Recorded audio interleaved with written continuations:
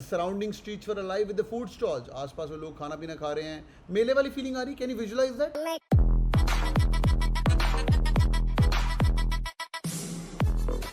Sensitive हो चुके हैं रिलीजन को लेके, ठीक है, but like Muslims, Hinduism etcetera ये आता था पहले, बुद्धिज्म वगैरह थोड़ा न्यूट्रल सा रिलीजन है, वो आपको आ सकता है, ठीक है। Let's begin the story of the working class radical from the Ireland who become a celebrated monk. बहुत ही प्यारा रीडिंग कॉम्पिटिशन है।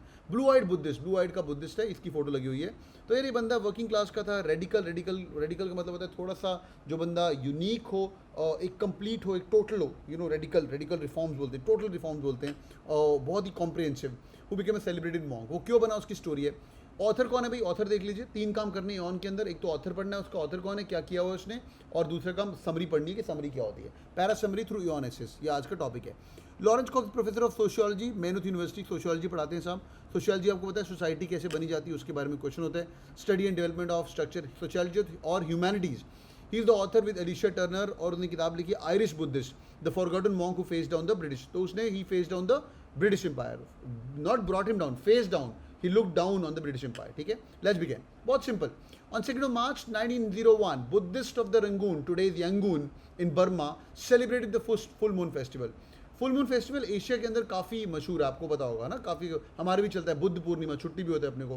Largest of the year, visitors respectfully barefoot, नंगे पाँव, filled with the ground of the huge gold plated Shwedagon pagoda. Pagoda समझते हैं आप लोग? What is pagoda? You guys do that? Bombay वालों को पता होगा, बॉम्बे के अंदर भी पगोड़ा है। Pagoda is like a simple Hindu और द बुद्धिस्ट टेम्पल, हिंदू और हिंदू को पगोड़ा बोल सकते हैं, विच इज मेनी टाइड टार। तो बॉम्बे के अंदर भी एक पगोड़ा है।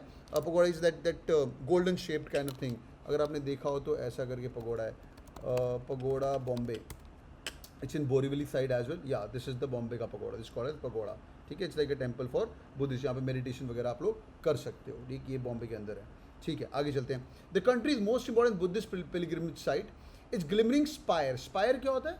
स्पायर इज दिस लाइन, ये जो लाइन है ना इसकी, ये जो टेढ़ी वाली कोनिकल लाइन, इसको हम बोलते हैं स्पायर। तो वो बोल रहे हैं इसकी spire visible from miles away, दूर से दिख रही है अपने को, ठीक है। ग्लिमरिंग, ग्लिमरिंग मतलब shining.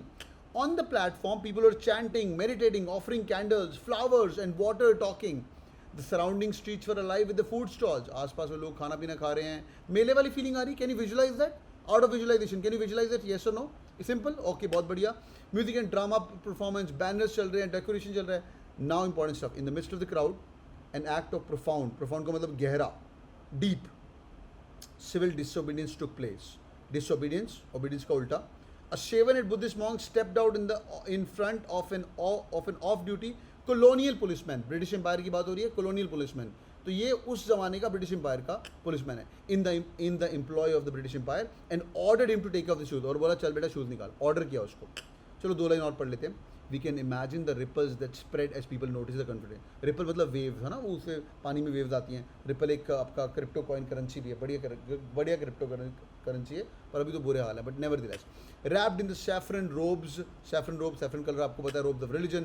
The monk was orange, भगवा रंग बोलते हैं ना, भगवा। The monk was not challenging one policeman. वो एक इंसान को नहीं पूछा था। His protest targeted the power of the empire, the largest the world has ever seen. Quick 5-second check, passage समझ आ गया? No big deal, very easy. The only one rule, this type of reading comprehension is called tone of the author। क्या है मुझे ये बताओ, author की tone क्या है? मैं आपको हिंट देता हूँ। इज इट डिटेल ओरिएंटेड और इज इट डिस्क्रिप्टिव? अब मुझे एक आंसर करो थोड़ा ध्यान से। Is it detail oriented, is it descriptive? हाँ भाई, दोनों में थोड़ा फर्क है। एनीवन और इट्स क्रिटिकल, और इट्स एसर्बिक। एसर्बिक होता है बहुत ही गंदा। ये 4 important tones of the reading comprehension. हाँ, तो ये पढ़ते पढ़ते आपको याद आएगा। एसर्बिक होता है कुछ ऐसा बोल रहा है कि रात को नींद नहीं आ रही मेरे को, कुछ गंदी बातें बोल रहा है। हाँ, एक्रीमोनियस, एसर्बिक, ये इंपॉर्टेंट वर्ड्स हैं। हाँ, एसर्बिक। हाँ भाई बताइए, anyone? Okay. Descriptive, detail, descriptive, everyone, very good. Description, जब एक कोई जगह की बातें करते हैं ना, जो क्रिटिकल नहीं है यार, वो क्रिटिकल होता है जब किसी चीज़ को अपन बुराई बोलें या अच्छाई बोलें। पॉजिटिव क्रिटिसिज्म भी होता है। हाँ, बुराई बोलें या अच्छाई बोलें, पॉजिटिव क्रिटिसिज्म भी होता है। पर यहाँ पे the tone of the reading comprehension is descriptive, because is describing multiple thing. हाँ, डिटेल्ड ओरिएंटेड कब होगा? जब एक चीज़ की पकड़ डिटेल करता है। लाइक फॉर एग्जाम्पल, ये मेरे पास ये पड़ा हुआ है मेरा माइक्रोफोन।